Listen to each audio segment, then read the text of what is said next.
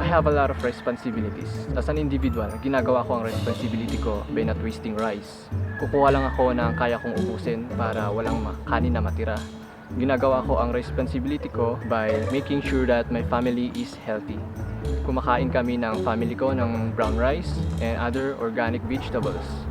Finally, as a student, ginagawa ko ang responsibility ko through supporting policies that helps minimize rice wastage bilang pasasalamat sa ating mga magsasaka at pagbibigay ng suporta. As a chef, as an engineer, as a teacher, as a student, as a mom, as a doctor, as a police, ginagawa ko ang responsibility ko by making sure that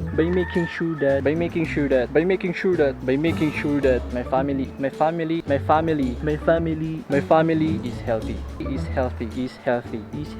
is healthy.